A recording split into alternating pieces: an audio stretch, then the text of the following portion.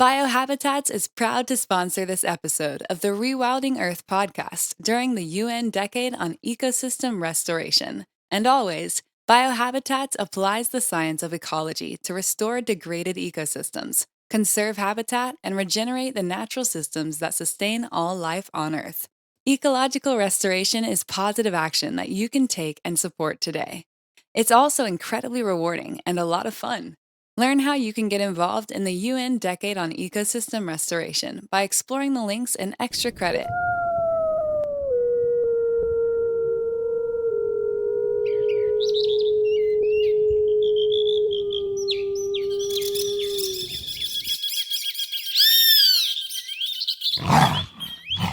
You're listening to the Rewilding Earth podcast.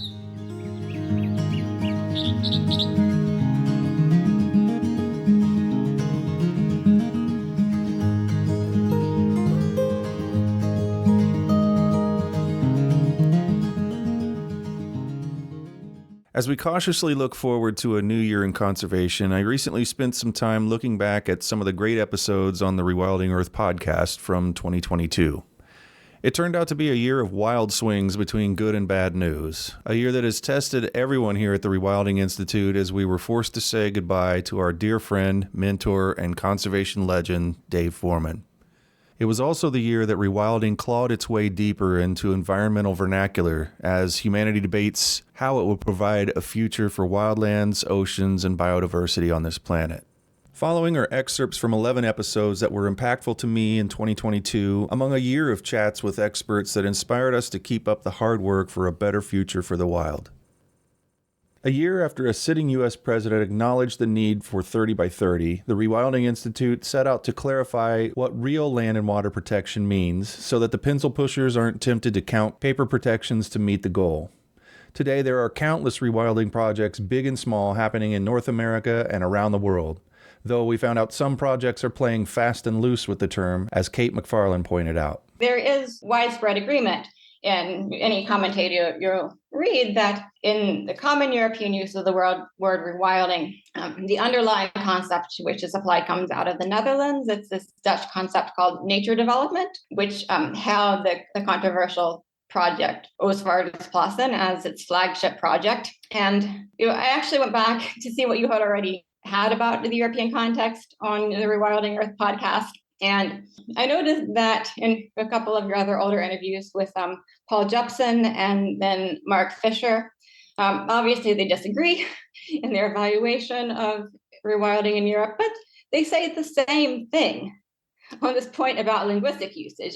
Both of them agree that in Europe, rewilding is linked to this Dutch concept of nature development and its emphasis on grazing by large herbivores without carnivores, as exemplified by the Oostvaardersplassen project.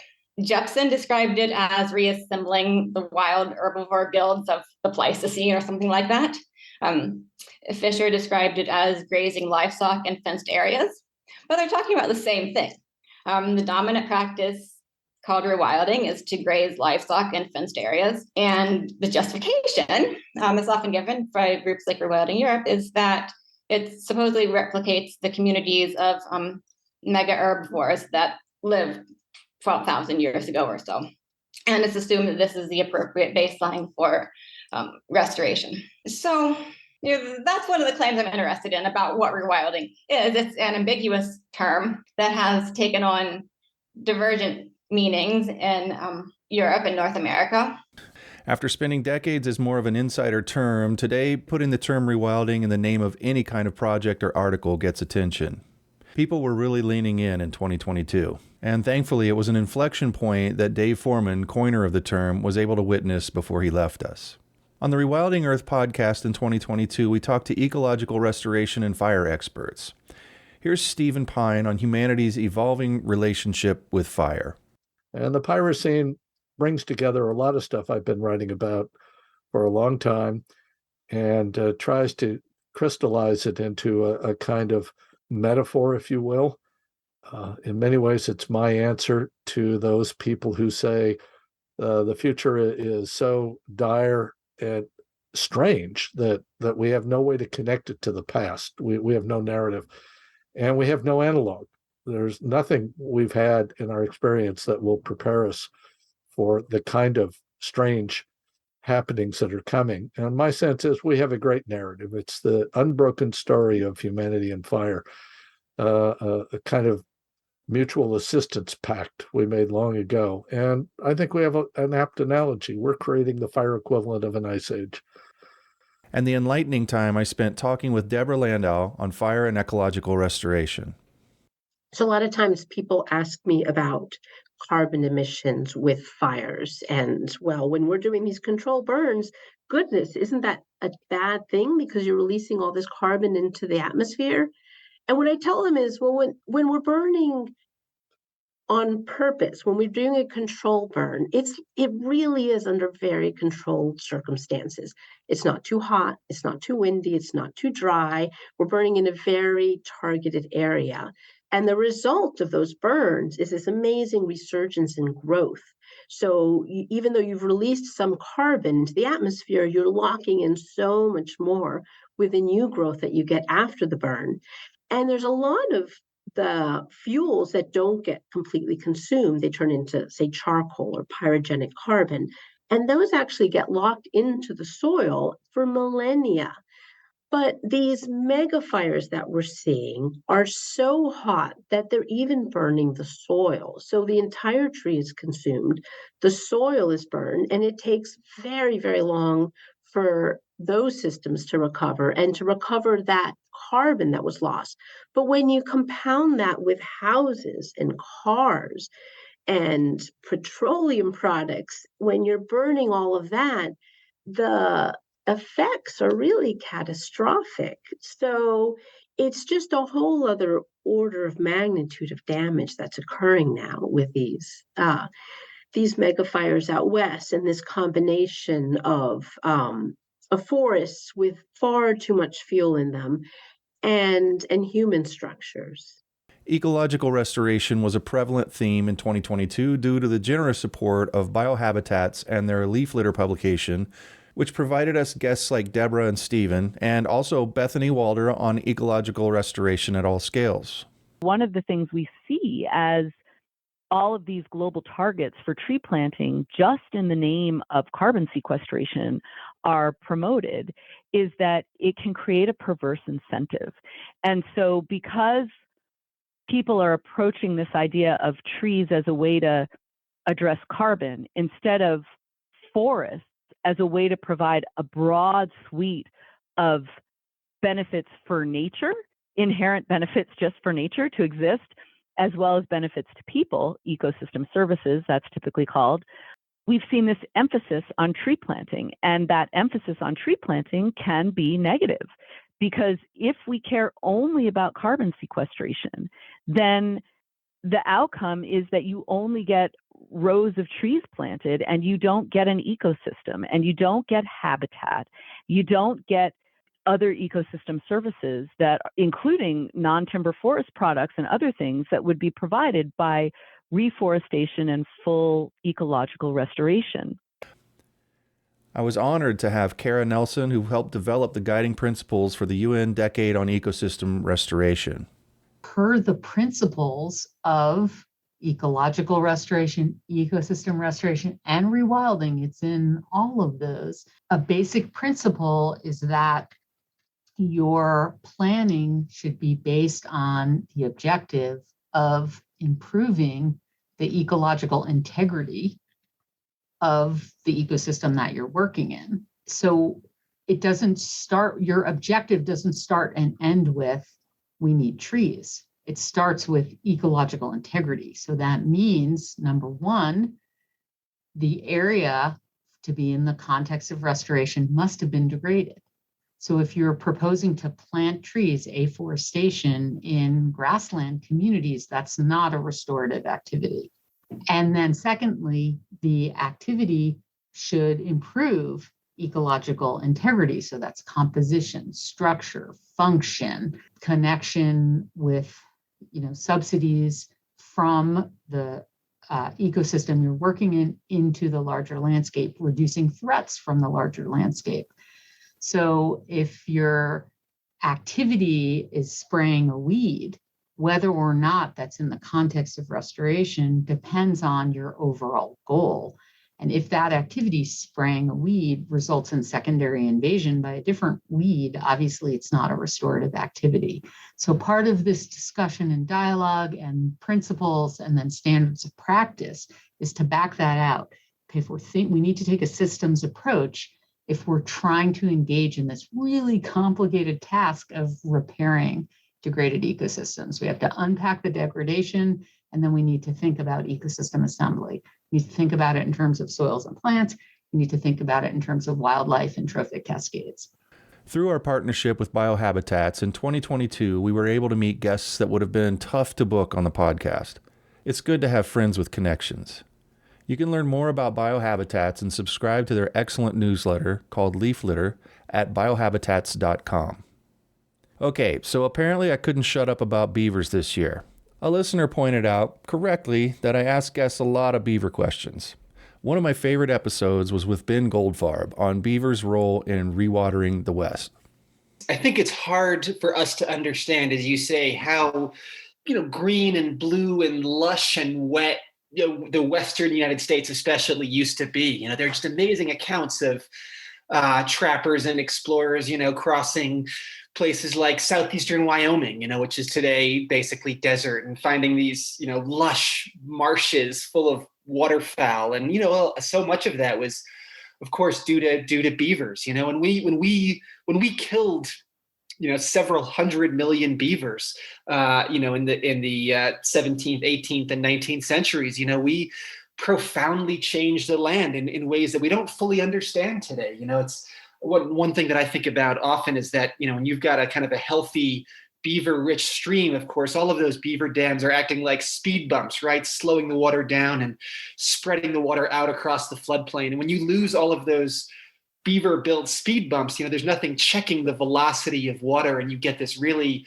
dramatic and kind of catastrophic erosion or incision, and that stream gets locked within its banks and loses that floodplain connectivity and no longer soaks into the ground and recharges the aquifer, right? So there are all of these beaver created hydrological and geomorphological connections. When you lose that, so many of our lush wet meadows and wetlands and floodplains that beavers had pushed streams onto lost that stream connection and basically desiccated. And I think we're not really accustomed to thinking about the fur trade in the same terms as the deforestation of New England or the busting of the Midwestern prairie or gold mining in the Sierra Nevada as being this kind of seminal ecological catastrophe. But, there's no question that it dried out North America in a huge way. And that, fur trading was one of the most destructive and earliest things that white people did in North America. The hardest episode I've ever produced as a podcaster was episode 96, saying goodbye to dear friend and mentor Dave Foreman. Chickadee-dee-dee. It means the wild things have worth for their own sake. And when we sing back, chickadee-dee-dee, it means we have the wisdom, the generosity of spirit, and the greatness of heart to let beings be.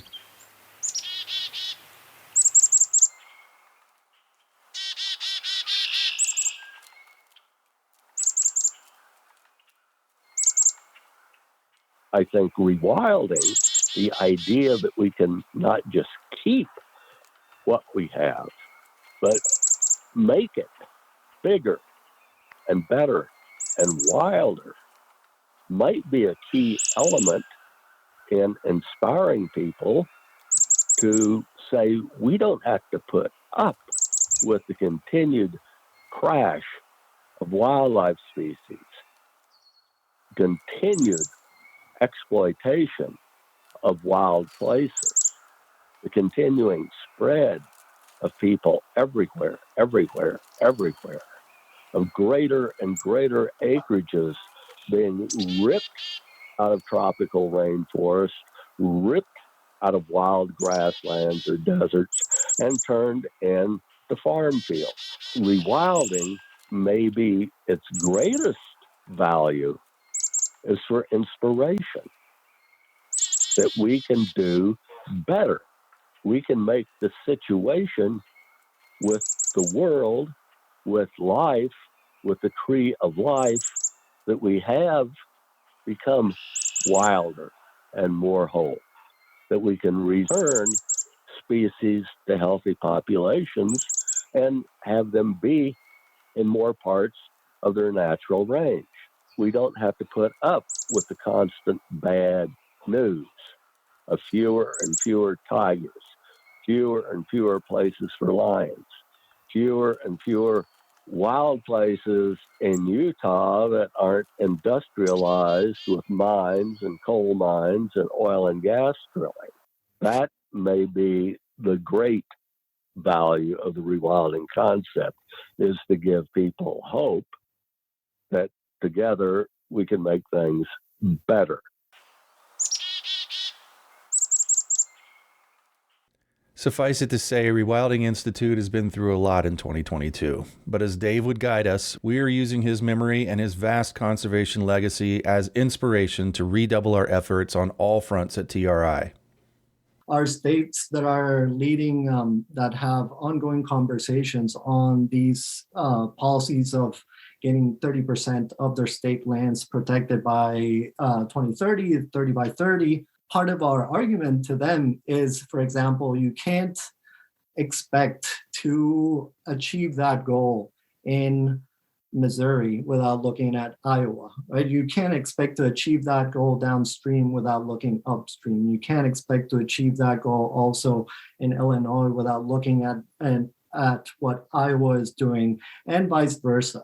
So to that extent, we'd love for folks to start thinking like we are proposing, to start thinking about this as a Mississippi River watershed that we all have a part to play in, that this could be, the beginning of a worldview that establishes that watersheds may be a more important community, a more important nested community than your political community at the state level. Why? Because it relates all of us within this region. So it speaks to interdependency, it speaks to relationality, it speaks to valuing also what the claims of others are in other states relative to yours, for example, right? And it speaks also to intersectionality, that we need to think that we are, to the extent that we want to further the well-being of nature, the well-being of our communities, we need to do that together. And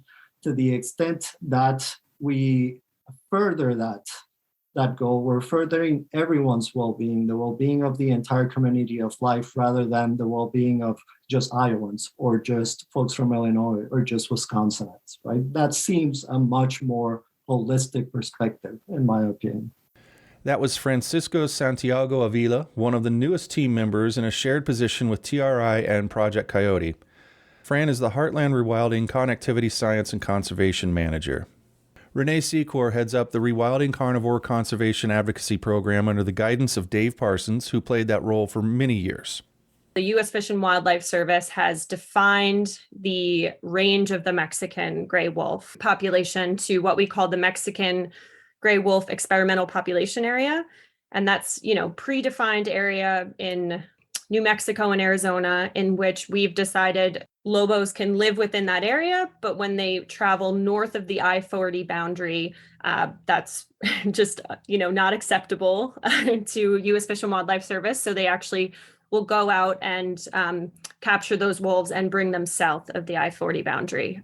So that northern boundary is their limit. We've actually seen this with a pretty, infamous wolf called Anubis, who traveled over that northern I-40 boundary. I think it was in, 2021. He had moved across that boundary and north of Flagstaff and had been captured by U.S. Fish and Wildlife Service and then brought back down south and reintroduced, re-released into the White Mountains. And then kind of being the stubborn wolf that he was, he ended up crossing again. And, his story is a sad one that ended in his eventual death by a shooting incident in north of Flagstaff area. So it's, a tragic ending for him, but kind of a bold and stubborn wolf that did not want to listen to this, constructed boundary that humans had made for him. Our intrepid director, conservation legend John Davis, introduced our newest project, the Mogollon Wildlife Corridor Campaign.